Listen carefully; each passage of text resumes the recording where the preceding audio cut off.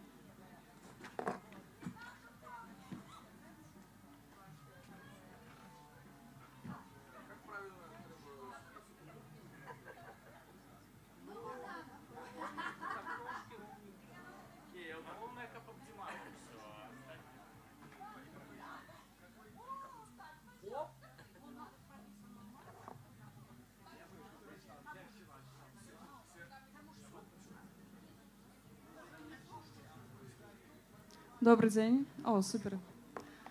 Меня зовут Дар'я Палынская. Я рада усіх вітаць, хто до нас уже долучыўся і долучаецца на чарговай дыскусіі ў межах другога дня фестываля Тутака. Сёння, як уже было аб'яўлена, мы паразмаўляем пра культуру і пра адукацыю. Дакладней кажучы, пра культурніцкую адукацыю. Сёння нашыя спікеры гэта Алесь Чахоўскі, арт-і-медыа-прадусер, Аліна Коўшык, прадстаўніца аб'яднанага пераходнага камітэта па нацыянальным адраджэнні, Ігор Іваноў, актывіст і адзін з заснавальнікаў выдавецтва «Скарына» ў Лондоне, а таксама Александр Чарнуха, пісьменнік, журналіст і блогер. Можна прывітаць усіх? Нас мала, але моцныя. Ну і так пачнем, напэўна, з таго, што самая вялікая праблема, што пасля 2020 года беларусы яны знаходзяцца ў пошуку, па сутнасці, у пошуку фарміравання нацыянальнай ідэі, нацыянальнай ідэнтычнасці. І шмат людзей прыходзяць да гэтага руху і сутыкаецца з тым, што яно вельмі мала ведае пра беларускую культуру. Ну, па сутнасці, яны не маглі нідзе пра гэта даведацца. Калі мы кажам пра дзетак ці падлеткаў, то тут трохі прасцей, ёсць адукацыі і дарослыя, але з, уласна, дарослымі ёсць пэўная праблема. Таму, як вось на вашу думку, ці можа культура у нейкі спосаб, вось многія праз сваю дзейнасць гэта робяць, менавіта выконваць гэтую асветніцкую функцыю для дарослых, бо многія не ведаюць ні пра сучасную музыку, ні пра літаратуру, ні пра мастацтва. Можа быць, хтосьці хацеў бы пачаць першым?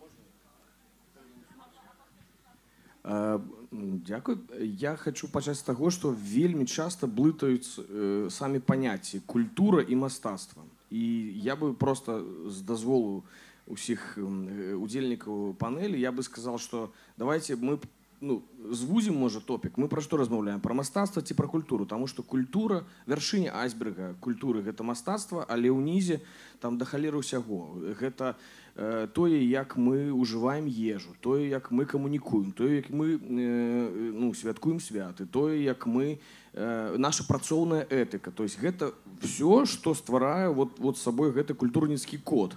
Таму вот я бы хацеў удакладніць пытанне. Мы пра мастацтва ці пра культуру агулам? Пра культуру агулам. Добра. Тады я магу так сказаць, што калі мы размаўляем пра культуру агулам, то у прынцыпе гэта вельмі складана как бы менеджеріць гэты працэс. То есть вельмі часта ён такой не паддаецца такому менеджменту. Мы не можам уплываць наўпрост на людзей праз тое, як яны сябе паводзяць у грамадстве, да? Там, як яны ставяцца да людзей, іншых людзей, будзем так казаць, іншых рас, там, і гэтак далей. Але вось акурат праз мастацтва мы можам как бы праз soft power на нешта ўплываць. Мастацтва, безумоўна, мусіць несці такую важную адукацыйную місію, пачынаючы з дзяцінства. І калі мы кажам пра пошукі ідэнтычнасці беларусаў за мяжой, то адначасова з гэтым нам трэба разумець, што тыя, хто ў Беларусі, мы просто мы губляем, мы как бы крыху, на мой погляд, праігрываем гэтую вайну, таму што просто тое, што адбываецца ў беларускіх школах праз вот гэту софт адукацыйную рэжымную тэму, Вот гэта вялікі боль, таму што вот гэтае пакаленне мы как бы страцім. Да, мы за мяжой створым гэты анклав, гэтую чарговую вялікую ці маленькую бурбалку. А што адбываецца з падлеткамі ў Беларусі, якія вось прыходзяць у школу, бачаць усю гэту чырвона-зялёную трасу, яны слухаюць рускую музыку, яны пад яе адрываюцца, яны ставяць яе там на выпускныя там і в сваіх Spotify-ах. Вот з гэтым, ну, сапраўды трэба нешта рабіць. А ты не слухаў у сваім дзяцінстве падлеткаў рускую музыку? Слухаў. Ну і што цябе прывяло да беларускасці? Гэта добрае пытанне. Это доброе пытанне, што мяне прывяло да беларускасці. Я так зараз не прыгадаю. А я хочу сказаць, што я ў адрозненне ад маладога пакалення была тут, на гэтым месцы гадоў 20 альбо і больш таму. І я памятаю басовішча яшчэ тое з часоў, калі мы прыязджалі аўтаспынам з гародні, з заплечнікамі, з намётамі. Ночілі тут, не было так круто, як зараз, але была іншая сітуацыя. Респект дзяўчыне, якая тут сидзела з цішоткай басовішча 2008. Так што бачу, што тут ёсць людзі. І, дарэчы, сёння дзень народзінаў басовішча. 1990 годзе, 13 ліпеня, басовішча зарадзілася тут, на гэтым месцы. І вельмі круто, што тутака працягвае гэтую рэч. Чаму я хацела сказаць менавіта пра фестывалі, пра тое, што нас прыводзяць да беларушчыны, таму што я перакананая, што ў нас ёсць вось генетычна гэты ген беларускасці, які актывуецца пад уплывам святла, цяпла, нейкіх спрыяльных альбо неспрыяльных абставінаў. І адны з такіх абставінаў гэта вось вельмі крутыя беларускія шоу-кейсы. Было басовішча, зараз ёсць тут такая класныя прыклады беларускай музыкі ці цудоўныя беларускія кніжкі. Я думаю, што кожны для сябе можа знайсці вось гэты актыватар беларускасці. І таму, канешне, кепска, што зараз ідзе татальная русіфікацыя. Але я веру ў наш народ, і я веру ў маладое пакаленне, і я веру ў тую моладзь, якая хоча слухаць і будзе слухаць беларускую музыку. Наша задача, будучы тут за мяжой, дапамагчы ім ствараць тое, што зараз немагчыма стварыць Беларусі. Хаця не трэба забываць пра тое, што зараз шмат што адбываецца і ў нашай краіне. І вот я не хочу забіраць шмат, але вось гэта моя тэза, якую я буду сёння бараніць. Я буду злы паліцейскі, а ты будзеш добры. Окей. Можа я тады працягну. Мне падабаюцца гэтыя вось ідэі, агучаныя ўжо, ці пытанні, праблемы, што нам баліць за тое, што адбываецца ў Беларусі. У нас ёсць шанец у дыяспоры, у эміграцыі ствараць цэлы новы пласт беларускай культуры, беларускай гісторыі. Я б хацеў бы паглядзець крышачку ў гісторыю. Мы ведаем, што беларуская эміграцыя паваенная стварыла неверагодны пласт культурны. Так?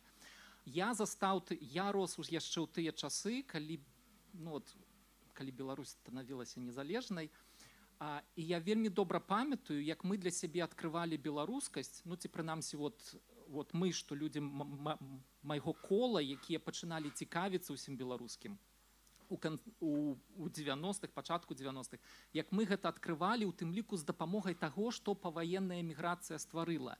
Яны не мелі прамога ўплыву на тое, што адбывалася ў БССР.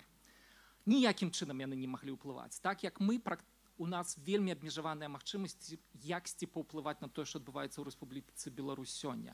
Але яны стварылі гэты масіў, патэнцыял, які, калі здарылася прыдатная сітуацыя гістарычная, яно проста выстрэліла.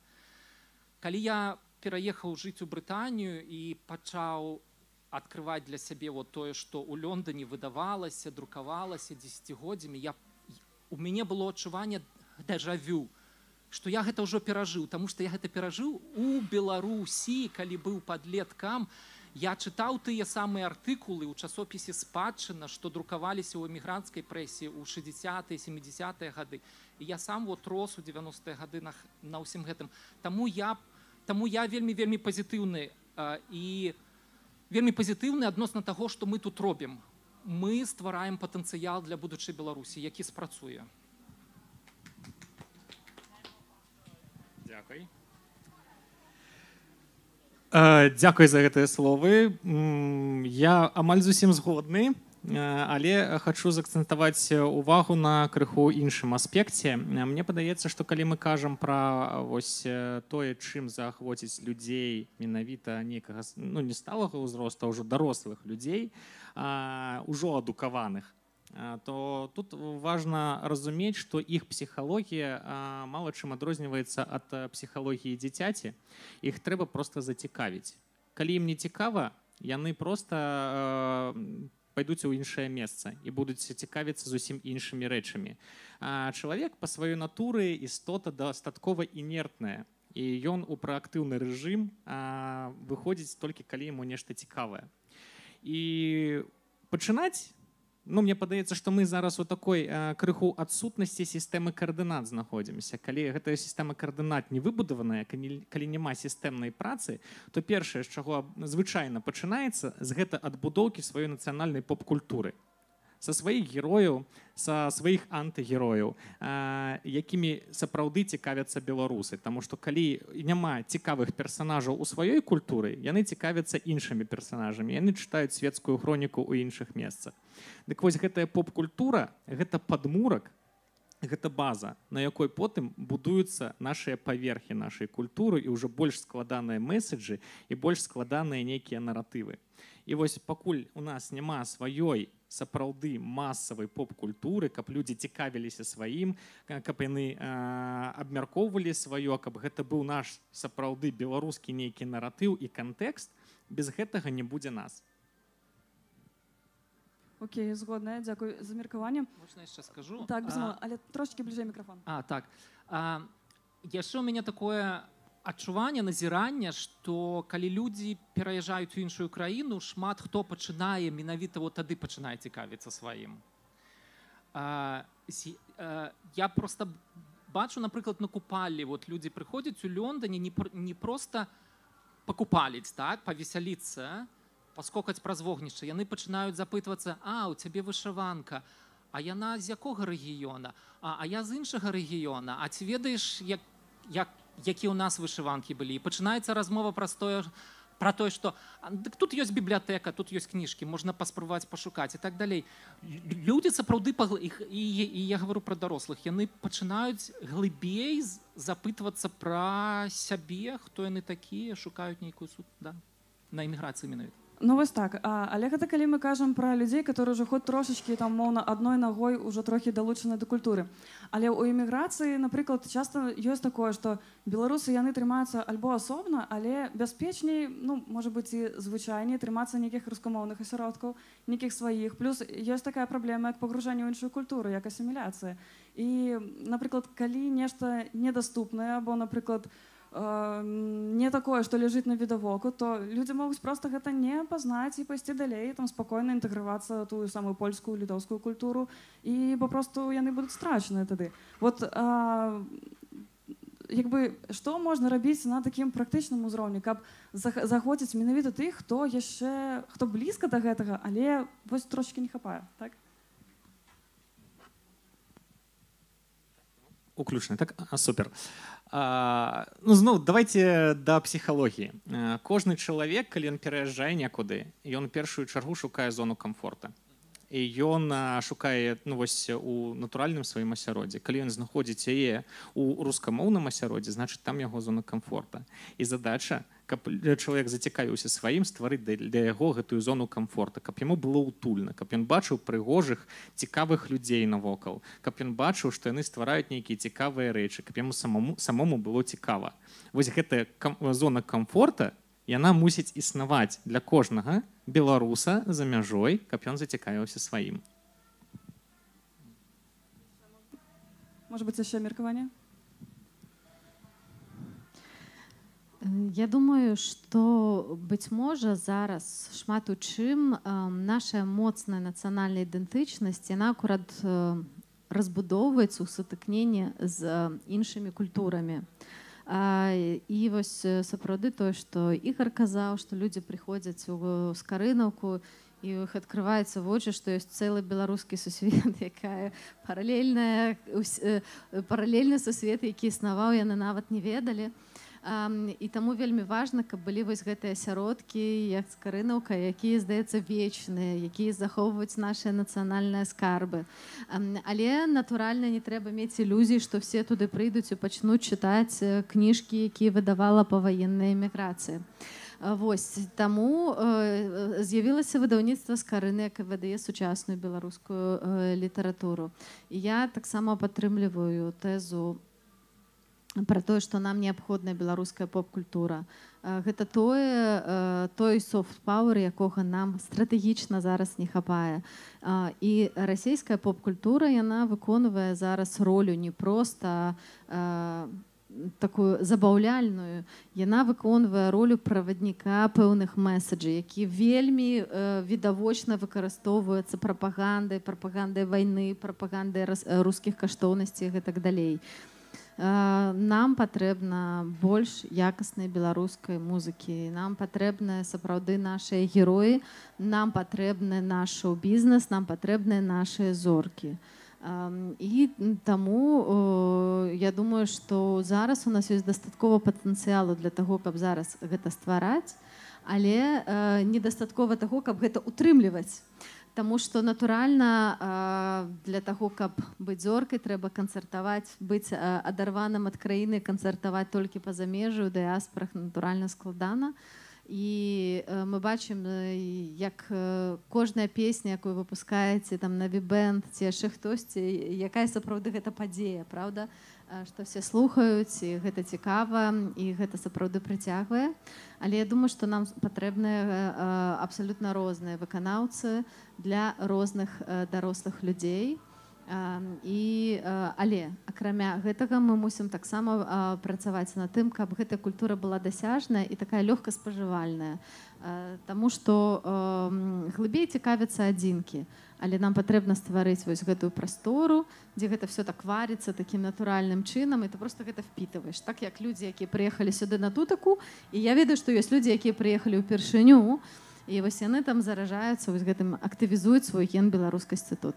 То бок трэба рабіць фестываль тутака штомесячным, просто каб гэта была максімальная такая канцэнтрацыя. Ну, насамрэч, ужо багата беларускіх фестываляў, ёсць не толькі тутака, ёсць і Марафест, ёсць і Гучнафест, гэта толькі тое, што адбываецца за мяжой. Але ў Беларусі таксама адбываюцца фестывалі. Канешне, зараз яны не зусім все так ёсць, але там таксама там ёсць і сярэднявечныя гурты, там ёсць і беларуская музыка. Канешне, у зменшаным стопню гэта ўсё адбываецца, але яно ўсё жывое. Алесь, можа, таксама што-небудзь дадаць?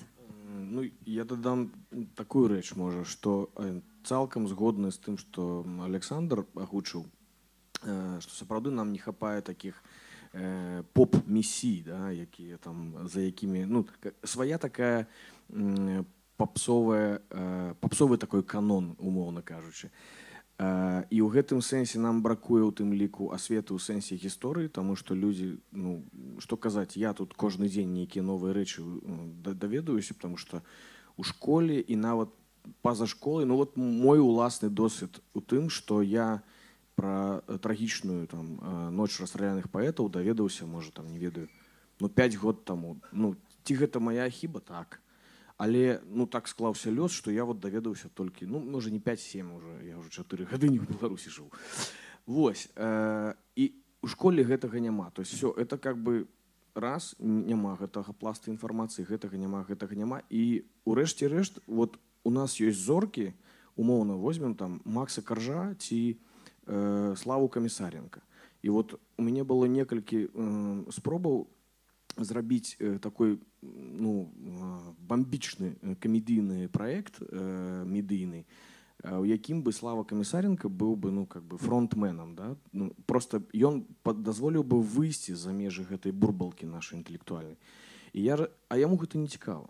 Яму просто гэта не цікава. І што гэта значыць? Гэта значыць, што у тым ліку ўжо больш дасведчаная, скажем так, інтэлектуальна-культурніцкая эліта таксама не смагла яго заахвоціць. І ў гэтым сэнсе, я думаю, з гэтым таксама трэба працаваць. То есть, умоўна кажучы, тыя людзі, якія вось тут на гэтай сцэне, на гэтым фэсце, яны сваім прыкладам, можа, яны не з'яўляюцца такімі сацелітамі беларускай поп-культуры, але яны сваімі прыкладамі, сваёй творчасцю, сваёй дзейнасцю могуць натхніць і заахвоціць такіх, як Слава, умоўна кажучы. І ён такой паглядзіць, ух ты, а можа сапраўды, ну што-то ў яго будзе там праз гэта карціць, і ён вырашыў, ну, можа, все-таки паспрабую.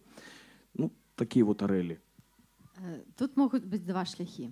Першы шлях, калі сапраўды чалавек адчувае такое пакліканне і місію, што ён хоча гэта распаўсюджваць. А другі шлях, калі ты разумееш, што ты на гэта можаш зарабляць і што гэта становіцца класна, прыбыткова. І я думаю, калі бы Камісаренка зразумеў, што беларускім стендапамі ён можа зарабляць больш, чым рускімі, што, канешне, нереальна, мы разумеем, але тым не менш, што гэта дае магчымасці як бы іншых аўдыторый, іншых ахопаў, можа, гэта бы змянілася, чаму мне? Аліна, я просто дадам, давайте крыху падрабязнасці. В прынцыпе, ніякага NDA мы не падпісвалі, таму я магу дисклейміць.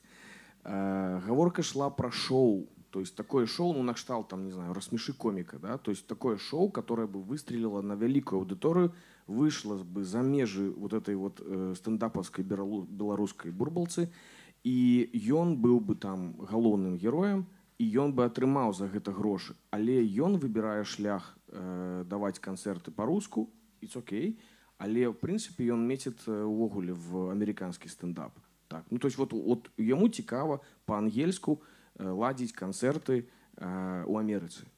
І, на жаль, вот у гэты бок, ну, ён не глядзіць. Але гэта яго пазіцыя. Ну, то есть не можам яго за гэта крытыкаваць.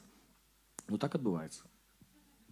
Але гэта не перашкаджае яму заставацца беларусам. І ўсё, у пэўным сэнсе ўсё роўна прапагандаваць беларускую культуру. Яшчэ Александр хацеў слова таксама. Ну, вось мы дабраліся да галоўнага аспекту, мне падаецца, да грошай. Таму што гэта сапраўды вельмі важны складнік, і без якога не можа існаваць у прынцыпе поп-культура, таму што поп-культура, масавая культура, яна прадугледжвае заробак. Гэта бізнес у першую чаргу, а ўжо у другую чаргу гэта ідэалогія. То бок, калі там вось Аліна прыводзіла ў прыклад расійскую поп-культуру, гэта культура, якая фінансуецца дзяржавай. Туды просто выдаткуюцца мільёны, мільярды, магчыма. І гэта стварае вельмі моцны наратыў.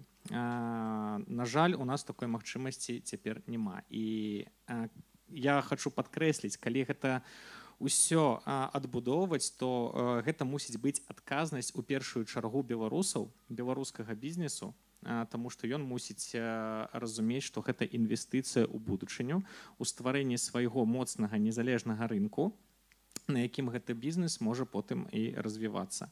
Вось, то бок гэта інвестыцыя ў нейкі там нацыянальны інтарэс. Ці зараз гэта можа спрацаваць, я не ўпэўнены. Проста таму, што беларускі бізнес, калі ён знаходзіцца ўнутры краіны, ён не можа займацца гэтымі інвестыцыямі. Калі ён знаходзіцца за межамі краіны, то натуральны шлях яго развіцця гэта міжнародны рынок, і на беларускі ён ужо не глядзіць.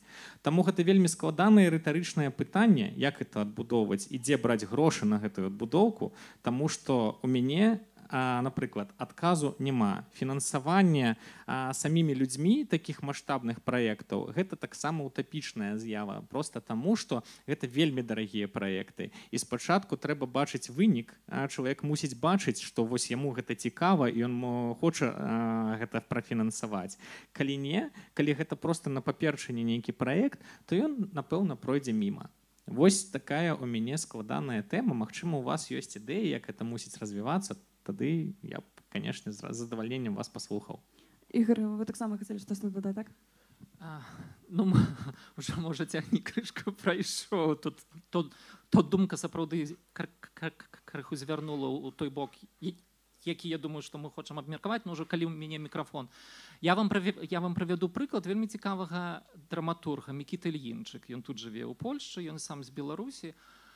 Ён выйграе адзін за другім міжнародныя конкурсы драматургічныя і меціць, безумоўна, ён меціць на рынкі, якія не звязаныя з беларускім мастацтвам, проста таму, што яму як мастаку трэба кудысьці ісці, у тым ліку там, дзе там і грошы, і прызнанні, і так далей, прафесійнае развіццё. Але пры ўсім гэтым проста любую ягоную п'есу бярэш, і там беларускі матэрыял.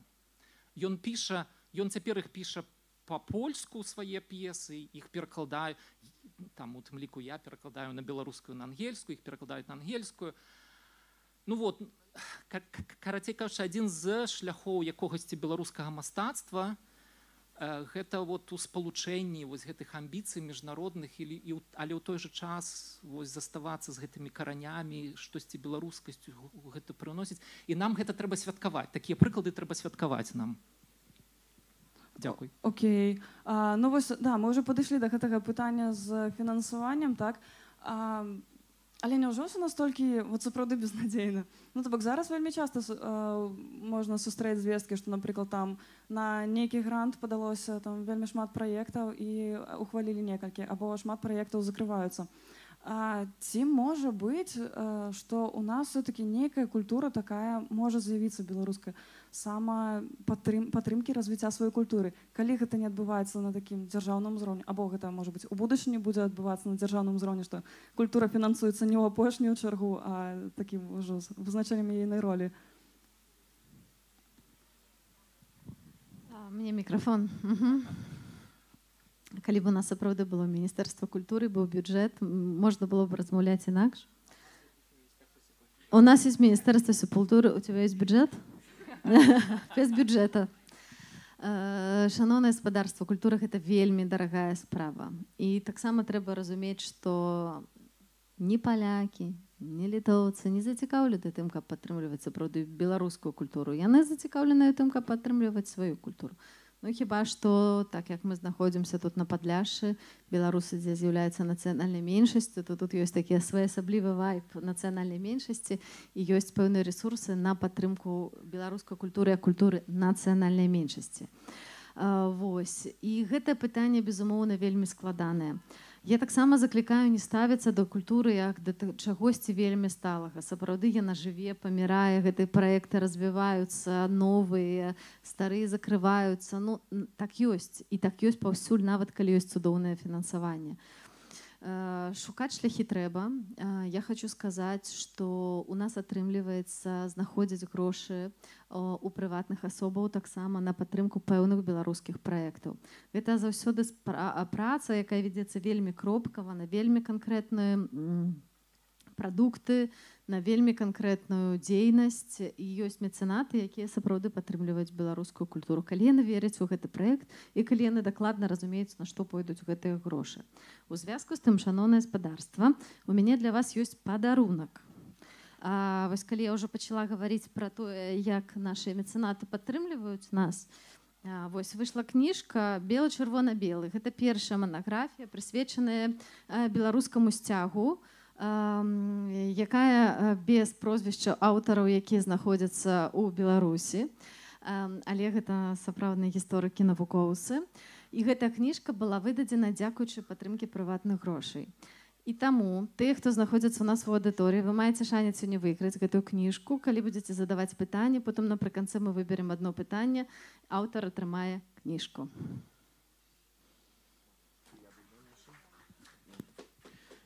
Дякую. Тут уже есть микрофон. Я хочу додать такую тезу. Думаю, як бы гэта сильно надолго не...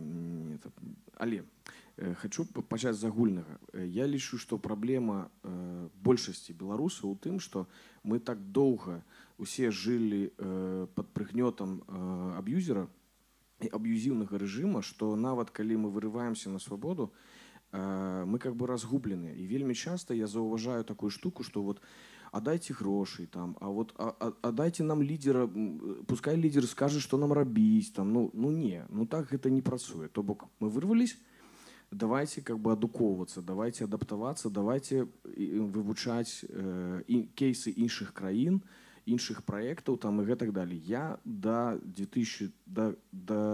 восені 2020-го ладзіў, займаўся арганізацыяй канцэртаў і фэстаў, прычым у асноўным класічнай музыкі. Я ніводнага гранта не атрымліваў ніколі. То есть я гэта рабіў просто па стандартнай бізнес-мадэлі. І гэта дазваляла мне нормально жыць в цэлым. То есть я как бы разлічваў, гэта был бізнес. Такой сацыяльна арыентаваны, культурніцкі, але бізнес. Ніводнага гранта не было. ёсць уже нейкія падвижкі, і мы на прыкладзе Александра можам заўважыць, што там спынілася там фінансаванне канала. Саша сказал: ну, калі хочаце, давайте, ребята, buy me a coffee. Ну, набылі ж кофе, да? Але агулам няма звычкі. У народа няма звычкі. Я вам больш скажу, што я калі там вандраваў па Амерыцы, сустракаўся з рознымі беларусамі Амерыкі, яны, напрыклад, ужо даўно там жывуць. Каб вы разумелі, ну, такой сярэднестатыстычны амерыканец, ён там умоўны, не знаю, 5-10% ад свайго інкам заўжды донаціць на нейкія сацыяльна-культурніцкія рэчы. Ну, гэта просто как бы такой дэфолтны такс у тебе у башкі сядзіць. Але я гляджу, што беларусы, якія з'ехалі там 10 год таму, 15, нават 20, у іх няма гэтай звычкі. Яны рэактыўна рэагуюць на донейшн, то бок там на палітвязю, напрыклад, кампанія ХОП, яны задонацілі. Нейкі тэрміновы збор. ХОП, пытанняў няма. Але няма звычкі вот такой on-rolling base, да, то бок вот што вот ёсць канкрэтнае фінансаванне, ну, то есть donation на падтрымку там беларускай культуры, на падтрымку каких-то беларускіх грамадскіх праектаў. Такога няма. І я просто кажу про то, што трэба гэта таксама нам усім распавядаць пра гэта і казаць, што мы усе жніцы, швіцы і на дудзе гульцы. Ну, то бок мы ўсе можам рабіць усё разам і не думаць пра міністэрства культуры, міністэрства сепультуры і іншых донараў. Ну, я тут спачатку пытанне задам. Навошта табе другі кілт, калі ў цябе ёсць першы? А ў мяне толькі адзін. Ну вось. Мне падаецца, што у беларусаў проста няма... Беларусам не прапануюць так шмат, як прапануюць амерыканцам, каб яны падтрымлівалі нейкія праекты. У беларусаў не так шмат цікавых прапановаў, якія б яны захацелі падтрымаць. Чалавек заўсёды падтрымлівае тое, у першую чаргу, што яму цікава. Я тут Саша, не хочу быць вельмі... Одна рэпліка. Я просто табе скажу, што яны нават не ведаюць тое, што ёсць. Ну, то есть, я кажу, што ад нас з вами залежыць, што яны там даведаліся ў тым ліку. То бок я табе кажу, што тыя людзі, якія маглі б данаціць на міністэрства сепультуры, палова з іх просто не ведае нават пра гэты праект. Я цудоўна разумею, пра што ты. Магчыма, гэта сапраўды ёмкасць праекту міністэрства сепультуры. І яго не будзе глядзець больш людзей. Магчыма, гэта вось паказчык зацікаўленасці людзей у беларускай музыцы. Гэта мая гіпотэза. Але я не запускаў народную падтрымку перад тым, як запусціць праект. Я не казаў, што вось я Саша Чарнуха, я вам зараз буду распавядаць пра беларускую музыку, дайце мне грошай, калі ласка. Я звярнуўся да людзей толькі тады, калі ў мяне сапраўды скончылось фінансаванне, і я сапраўды атрымаў фідбэк: слухай, мы б хацелі цябе падтрымаць. І толькі пасля гэтага я звярнуўся да людзей з прапановай падтрымаць праект. Я разумеў, што гэта камусьці цікава у першую чаргу. І вось гэтая зацікаўленасць, яна мусіць аднекуль з'явіцца. У Беларусі, вось па маёй думцы, ёсць пэўная колькасць праектаў, якія існуюць проста дзеля таго, каб забяспечваць чалавека заробкам. То бок ён не скіраваны на аўдыторыю, ён скіраваны на творцу. Вось у чым праблема. І гэта вялікая праблема. Калі ў нас будуць арыентаваныя на аўдыторыю праекты, калі людзі будуць думаць сапраўды пра іншых людзей, для якіх яны робяць гэтыя праекты, і будуць рабіць іх цікавымі, вось тады з'явіцца гэтая народная падтрымка. Калі людзі будуць проста працаваць таму, што ім трэба праца, не.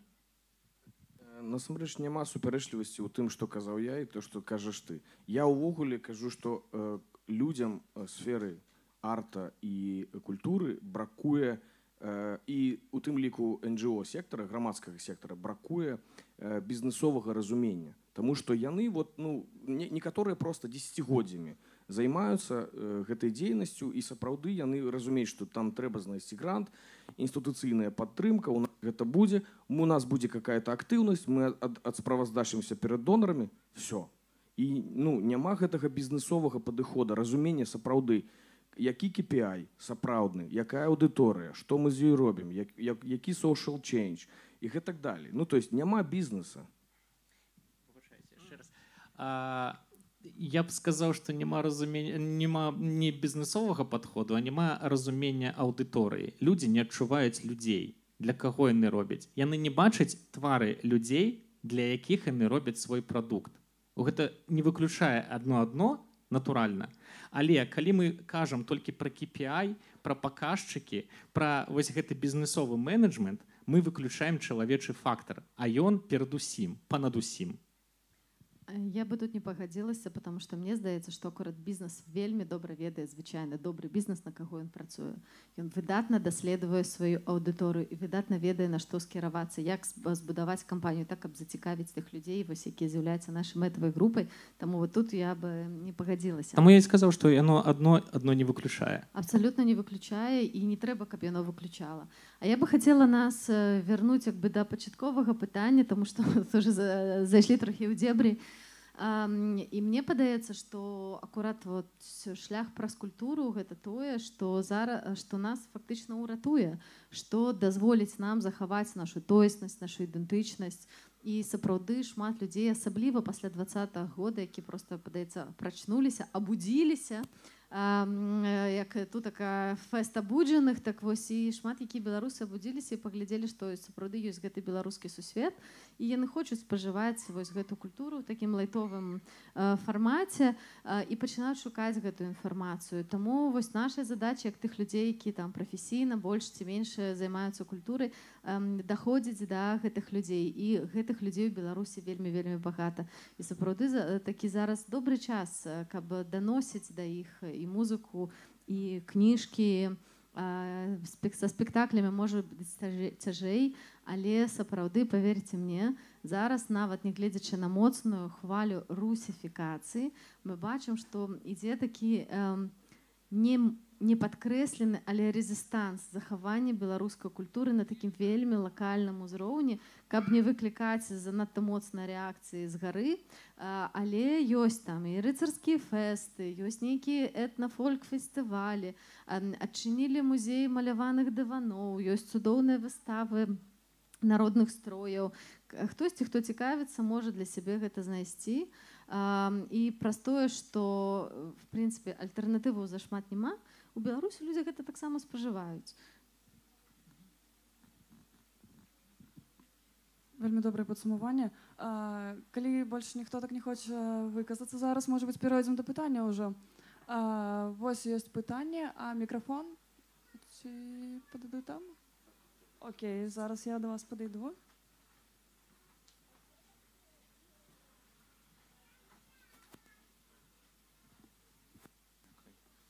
Ёсць два пытанні, адно карацейшае, адно больш глобальнае, з якога вам пачаць лепш. Окей, больш тады кароткае пра бізнес і там культуру. Пасля, ну, можа быць, 20-го года я бачу вялікую хвалю ва ўкраінскай прасторы, што стендаперы, комікі аб'ядноўваюцца, там прям каналы заводзяцца, столькі усялякага контента менавіта, ну, яны па сваёй прафесіі робяць гумарыстычнага, што перашкаджае беларускай гумарыстычнай супольнасці аб'яднацца, ці там, ну, не абавязкова аб'яднацца, а вось зноўку нейкаму, можа быць, бізнесу, медыа зайсці, аб'яднаць 2-3 чалавек, нейкая, ну, медыа стварыць, не ведаю, штосьці такое. Бачу, у Аліны ёсць адказ.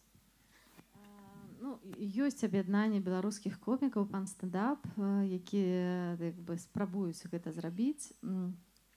Я бы ўсё ж такі нас не параўноўвала наўпрост з украінцамі, яны існуюць у іншых умовах, яны маюць сваю дзяржаву, яны маюць сваю зямлю, яны маюць аўдыторыю велізарную. Украіна ўсё ж такі гэта там 4 Беларусі, умоўна кажучы, да? Вось, але вось я таксама бачу, што комікі, якія ніколі па-беларуску не выступалі, пачалі выступаць па-беларуску. Нават аб'ядналіся ў суполку. То бок гэты працэсы яны ідуць. Можа быць, яны не заўсёды такі яскравы, як бы нам хацелася, гэтых праглядаў заўсёды хочацца больш, гэтак далей. Тым больш што калі ты знаходзішся ў замежжы, твой гумар пачынае быць пра бедронку ці там пра карту побыту, як што не вельмі цікава людзям, якія ў краіне. Ну але натуральна твая рэчаіснасць яна становіцца як бы такім рухавіком таксама тваіх жартаў. Так што гэтыя працэсы таксама ідуць. Я думаю, што агулам беларускі стендап ён не надта моцна развіты ў параўнанні з украінскім, а гэта таксама пытанне таго, што ў нас не развіты агулам шоу-бізнес. А украінскі шоу-бізнес гэта вельмі вялікая машына, якой у нас, на жаль, няма. У нас ёсць одно кола, і можа быць вот этот вот рухавічок для змены перадач, але коробкі перадач яшчэ не. Дзякую, што кола ёсць, скажа Саша. Я крыху дадам, просто так как можа крыху больш ведаю гэтай унутранай кухні. Глядзіце, такой вайб беларускага гумару, ён такой, што вельмі шмат аўтараў яшчэ колькі год таму працавалі на шмат якіх расійскіх праектах і украінскіх у тым ліку. То есть наш сільны бок беларускіх гумарыстаў у тым, што яны аўтары. Яны ствараюць контент, то бок вы глядзіце, не дай бог, конечно, какой-нибудь русский сериал, и яго раней написали беларускія аўтары. Вы глядзіце какое-то украінскае камедыйнае шоу, і да яго спрачыніліся беларускія аўтары. Просто іх няма на сцэне, таму вы не ведаеце гэта. Гэта раз. Другі момант, я просто хочу сказаць, што чаму украінцы, і гэта не сакрэт, яны цалкам павернулі, развернулись на 180 просто пасля таго, як пачалася вайна. Все. То есть, конечно, не ўсе, але шмат просто кто-то взял и перерезал эту пуповину, как бы, да, и все. У беларусаў не так. Беларусы працягваюць у асноўным спажываць расійскамоўны камедыйны контент. Ну і наша задача у тым ліку з дапамогай талентаў беларускіх там как-то іх намагацца ім дапамагаць, ствараць нейкія класныя сексі-праекты, чтобы яны сапраўды захоплівалі новую аўдыторыю. Але вяртаючыся да бізнеса, таму што вы там звязалі гэта з бізнесам, я скажу адно, што вы гэтым пытаннем скавырнулі іншую праблему, што ў нас бракуе арт-менеджмента. То бок у нас просто мала людзей, якія могуць займацца прадусаваннем. То есть вот у нас ёсць аўтары, у нас ёсць там комікі, у нас ёсць рэжысёры, іншыя людзі, а тых, хто гэта все вот в одну котомку связал і панёс, іх просто лічныя асобы. Вот гэта таксама праблема.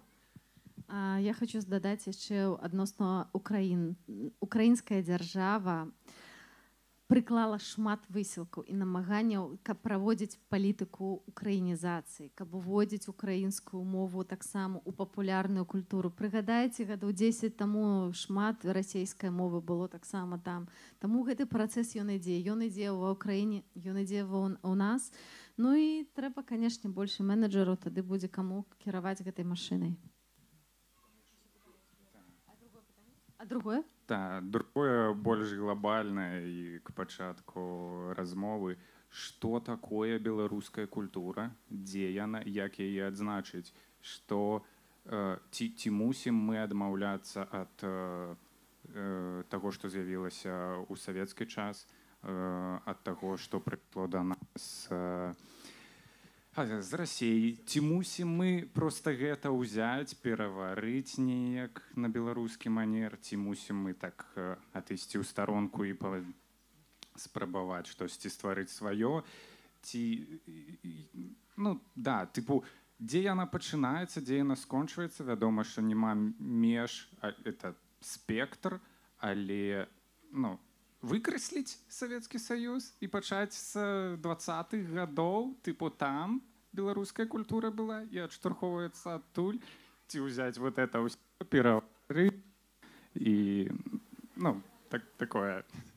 Не трэба нічога выкрэсліваць, было і было, і халера з ім. Я думаю, што калі адказваць на пытанне, што такое беларуская культура, можна навуковую працу напісаць, але мы тут, у нас крыху часу не так багата, каб займацца гэтым вызначэннем. Таму я просто пастараюся проста адказаць вельмі.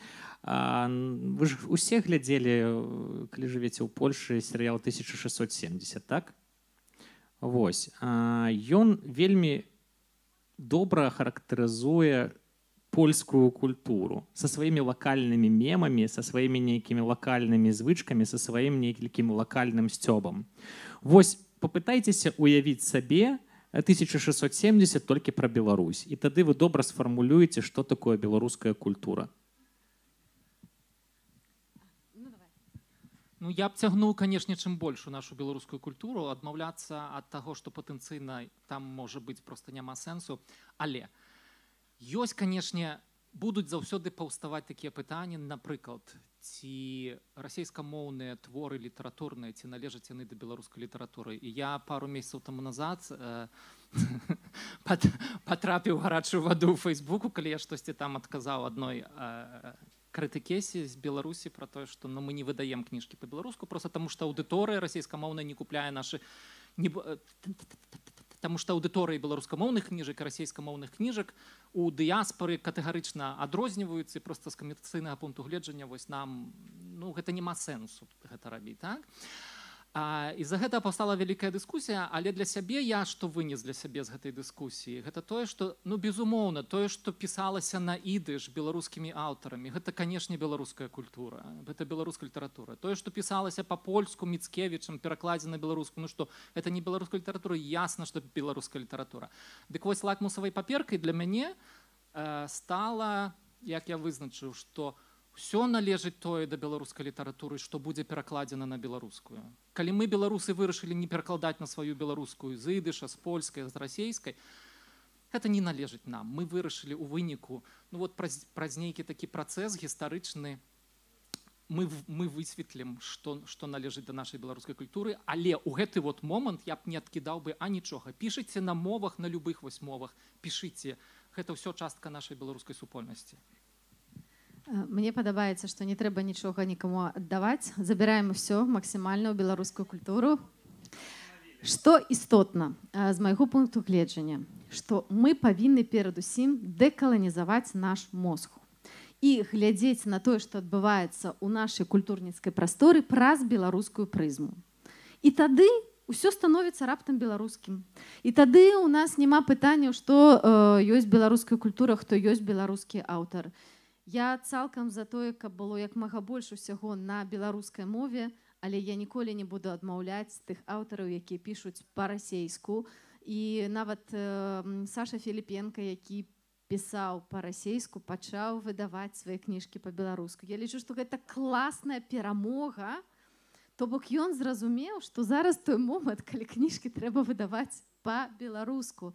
Мы бачым, што Святлану Алексеевич пераклалі на беларускую мову, што мы камусьці Быкова аддадзім. Быкаў наш, так сапраўды з Савецкага Саюза, але гэта перадусім беларускі пісьменнік. І я спадзяюся, што вы все далучыліся да стагоддзя з дня нараджэння Васіля Быкова і кожны нейкім чынам адзначыў гэта. Вось гэта ёсць нашы культурніцкія коды. Так, а я хочу дадаць, просто тут мяне вы ўсе натхнілі, што некаторымі рэчамі, якімі я зусім адносна нядаўна таксама быў уражаны, напрыклад, ці ведаеце вы, што існуе беларуская арабіца? Супер. А вы ведаеце, чаму Уладзіслаў Сыракомля пісаў па-польску? Як сённяшнія аўтары пішуць па-расейску, да? А таму, што па-беларуску бы яго не выдалі проста. Ён пісаў, і ягоныя вершы выходзілі ў тыя часы па-польску, а потым ужо ў нашыя часы яго перакладалі назад. Таму цікавыя думкі, з якімі цалкам згодзін гучыла Аліна. Хачу яшчэ літаральна пару словаў сказаць пра... адказаць на нюансы саветчыны, то бок, напрыклад, мне падабаецца, як літоўцы ставяцца да саветчыны, там умоўна яны не зносяць гэтыя будынкі, да? Але яны взялі ўсіх гэтых Ленінаў, Сталінаў, звезлі ў адзін парк, і там вот такой вот парк всех этих ребят стаіць. Калі я размаўляў з Владимиром Цеслером недавно, і мы размаўлялі з ім пра архітэктуру Мінска, і ён кажа, будынак бібліятэкі, это же жесть. Кажа, але ўжо сёння гэта наша Эйфелевая башня. Па сутнасці, да? То бок і цукей, ну што, ну так вот будзем несці гэты крыж. Таму как бы я думаю, што беларусы яны ж такія уніяты, яны з усімі там дамаўляюцца, там какой-то кампраміс знаходзяць. Але калі мы кажам пра вуліцы, Панамарэнкі, там Калініна, пра ну просто вот этих вот жахлівых людзей, ну гэта адназначна, ну трэба пазбавіцца. Я спадзяюся, калісьці наступіць гэты час. Я толькі коротка зацытую Рыгора Барадуліна, ягоны верш, які пісаў: «Адам Міцкевіч паліць беларускія вершы свае, каб напісаў іх Янка Купала».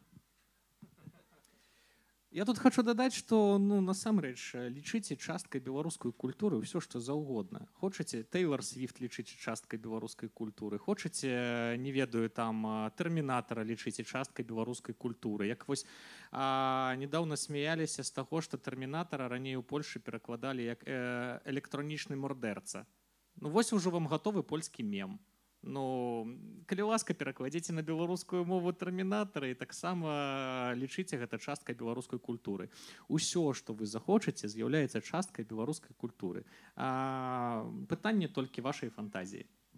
Дзякую за пытанне, за адказам. Можа быць, яшчэ ў кагосьці ёсць пытанне? Супер, зараз да вас падыду. Раз.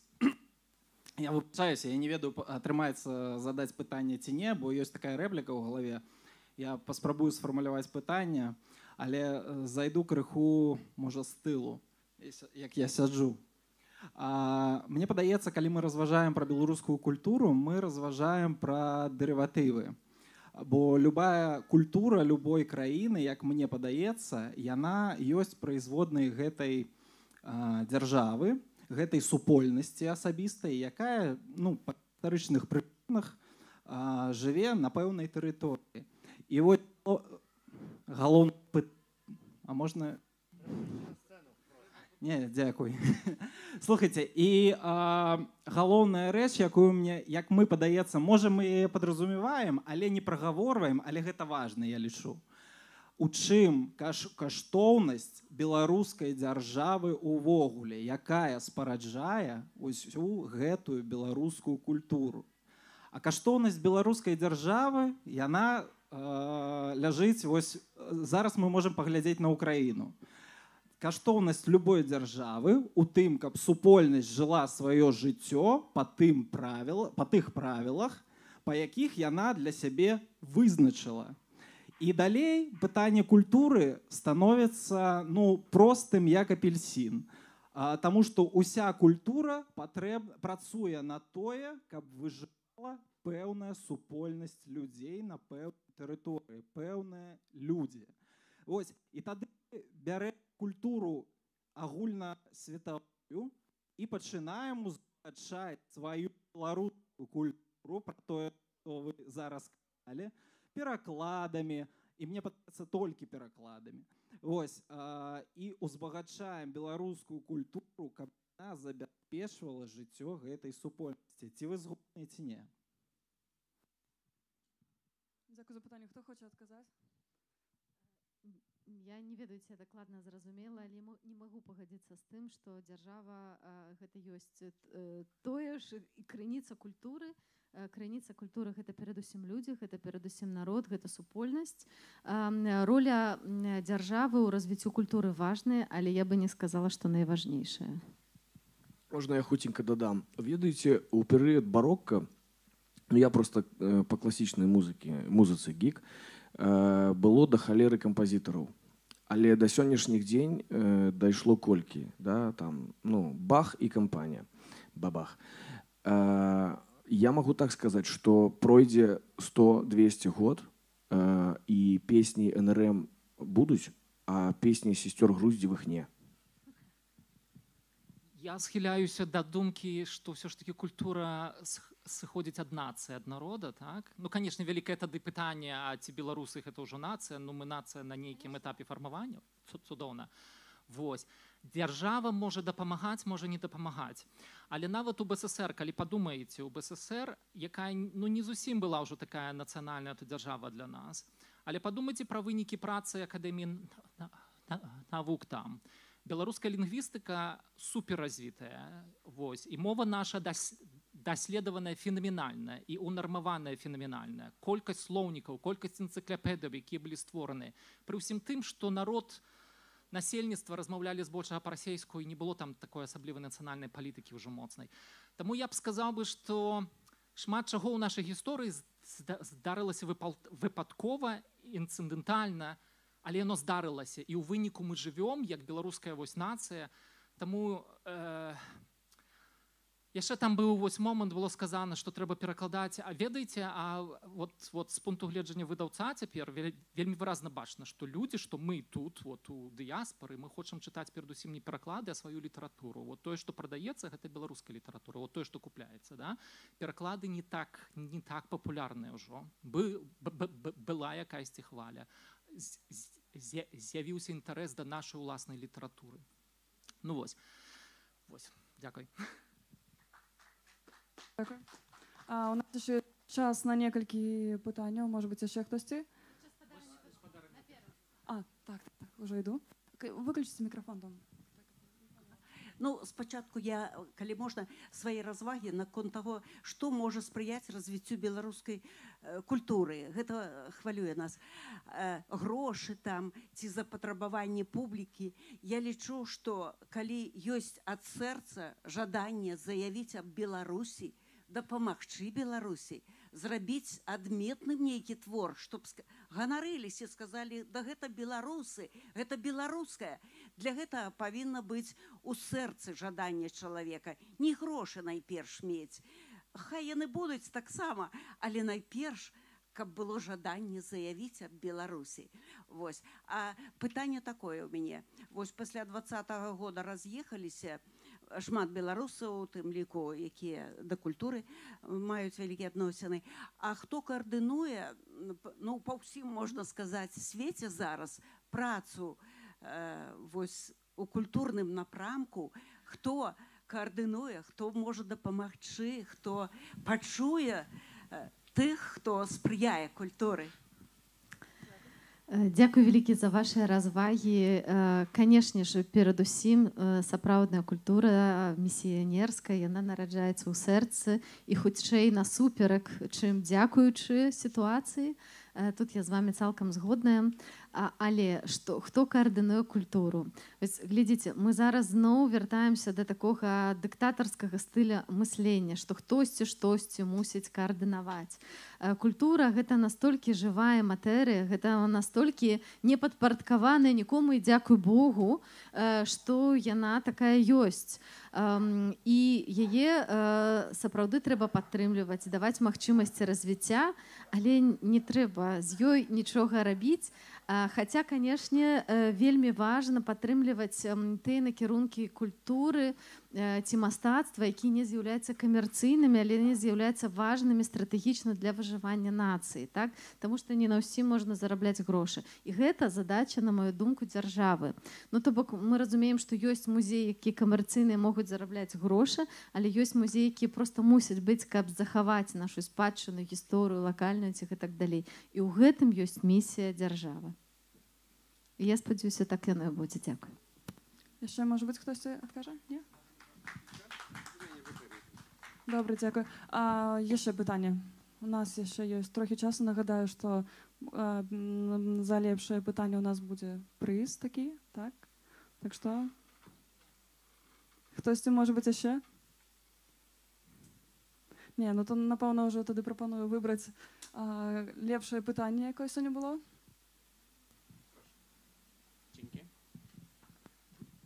Якое пытанне лепшае? Што? Пра бізнес?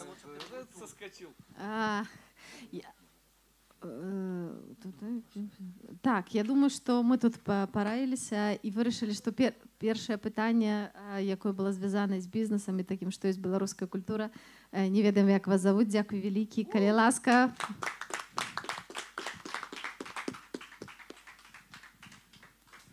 І на тым дзякуй всім вялікі, што вы прыйшлі, далучыліся да гэтай дыскусіі. Ужо неўзабаве тут пачнецца наступнае, таму, калі ласка, там будзе спіс і час, што будзе далейшае.